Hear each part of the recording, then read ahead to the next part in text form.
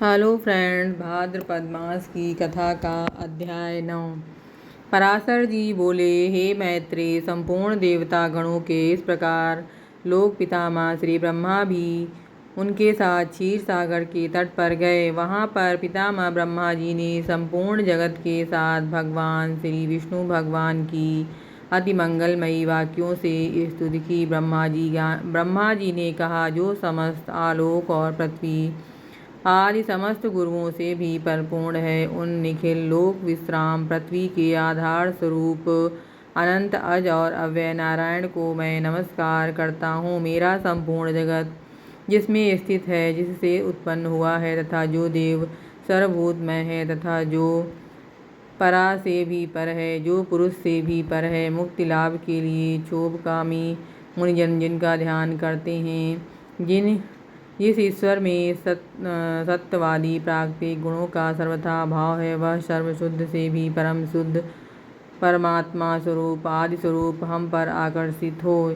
जिस शुद्ध स्वरूप भगवान की शक्ति कला काष्ठा और सम्राट आदि काल क्रम का विषय नहीं है, वे भगवान विष्णु हम पर प्रसन्न हैं। जो शुद्ध स्वरूप भी भगवान के उपचार करते हैं, यानी लक्ष्मीपति कहते हैं, और जो संपूर्ण देहधारी की आत्मा है, वे श्री विष्णु भगवान हम पर प्रसन्न हैं। जो कारण हैं और कार्य रूप हैं, तथा कारण और कार्य के रूप भी हैं, वे श्री हरि हम पर आकर्षण हों।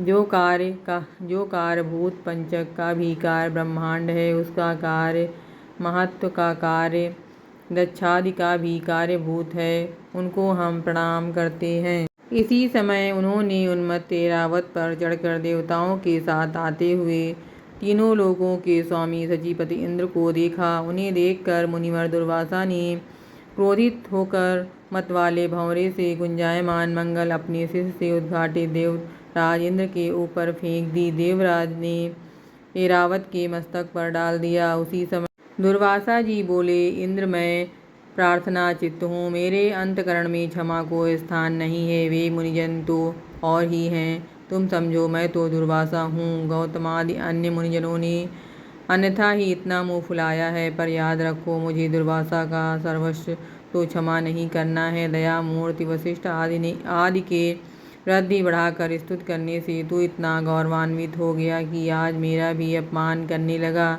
क्या आप त्रैलोकी में भ्रुकुटी को देखकर पात्र नहीं हो जाएंगे? 30 तू बारंबार अनुनय विनय करने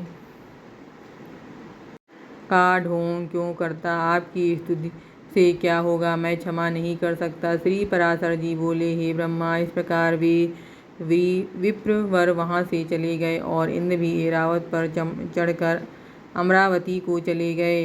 हे मैत्रेय, उसी से इंद्र के सहित त्रिलोक वृक्ष लता आदि के क्षीण हो जाने से श्रीहीन और विनाश लगे। तब से यज्ञ बंद हो गए, तपस्वियों ने तप करना छोड़ दिया और लोगों का दान आदि धर्मों में नहीं रहा। हे द्विजोत्तम, संपूर्ण लोभादि के वशीभूत हो जाने से सर्वत्र शून्य हो गया और तुष्ट विद्या के लिए लालायित रहने लगा। जहाँ सत्य होता है, वहीं लक्ष्मी निवास करती हैं, और सत्य भी लक्ष्मी का ही सहचर होता है। श्रीहेनों में अच्छाई सत्य कहा गया है, और बिना सत्य के गुण कैसे पाया जा सकता है?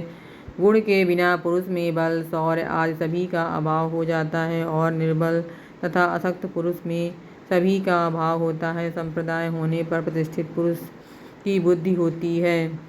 भाद्रपद मास की कथा का अध्याय 9 समाप्त।